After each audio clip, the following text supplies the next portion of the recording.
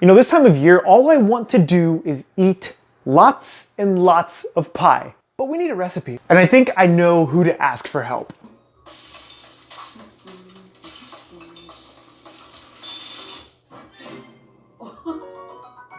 Hey Rachel, you want to give me a hand making some pie? Huh?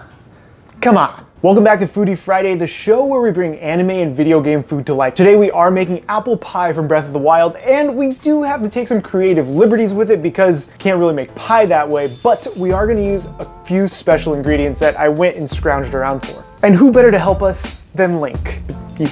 Yeah. You're going to need a bit of sugar, a little bit of salt, some really nice goat's butter, ice water, really cold ice water, a nice hard red wheat, which is close to Tabantha, I think, and some gorgeous apples. To incorporate your goat butter, you're going to want to dice everything up into about 1/2-inch pieces. Once it's all ready to go, pop it back in the fridge to keep it incredibly cold. We're going to go ahead and use a food processor to pulse our butter with our flour, sugar, and salt just until you get nice pea-sized pieces and go from there. The one thing with using different styles of wheat flour like this is that they're going to take the hydration differently. So when you're adding your water, I don't really have a strict measurement, but we're going to start with about 5 to 6 tablespoons of water, of ice water first to bring this all together, Link, and then kind of go from there because this flour may act differently than your standard all-purpose because we went with a nice hard wheat. Start by adding in just a bit of your ice water and breaking it in with a fork and repeat this process until you have a nice adhesion with your dough. This will keep the pie crust really flaky once everything is said and done.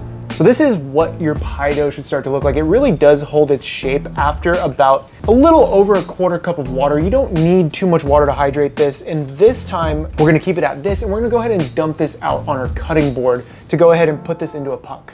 Once you have everything on your cutting board, go ahead and start bringing your dough together into a nice 2-inch puck. What you're really looking for are little bits of butter throughout your dough. This is gonna keep it really flaky and really tender. We're gonna saran wrap this and let it rest for about an hour or overnight and remove crusties. Lend me your ears.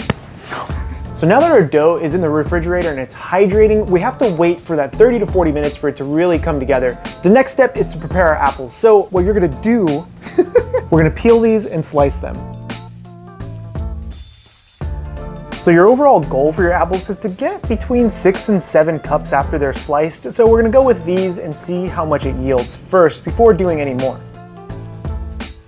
So when you're doing apple pie, you want your slices still a little bit thick. And the reason for that is so they don't turn into mush inside of your pie. Find the real hero of time to use that sword.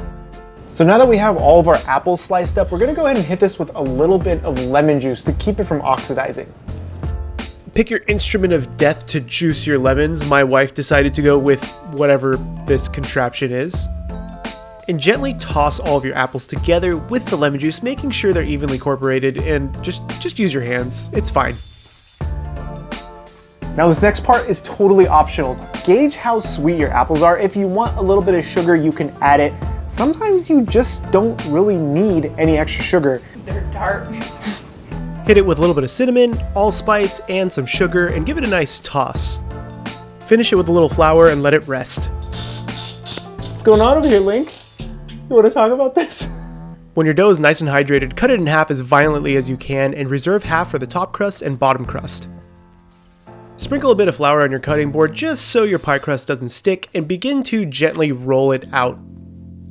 Once you're done rolling out your dough, grab your pie dish just to make sure the diameter will actually fit.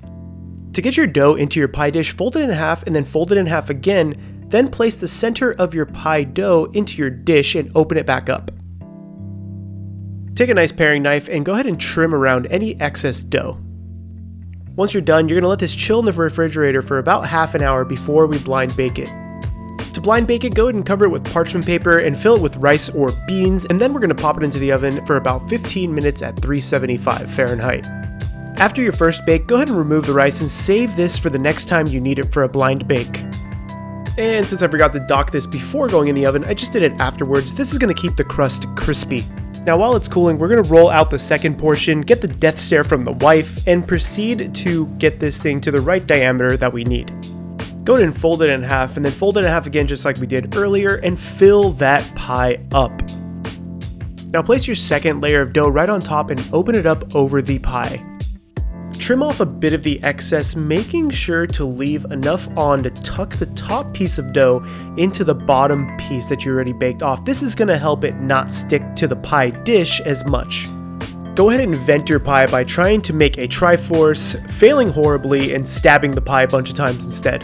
Apparently I don't own a pastry brush, so we're going to use a paper towel and dab the top of this with some egg whites. Ever so carefully, garnish this with granulated sugar to get a nice crispy crust. Go gadget arm!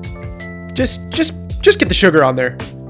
Bake this at 375 Fahrenheit for about 45 minutes and happy dance. And we needed a little bit of foil around the edge so it wouldn't burn that pie crust. And while waiting, enjoy some whiskey. It's fine. After about 45 minutes, pull your pie out and let it rest.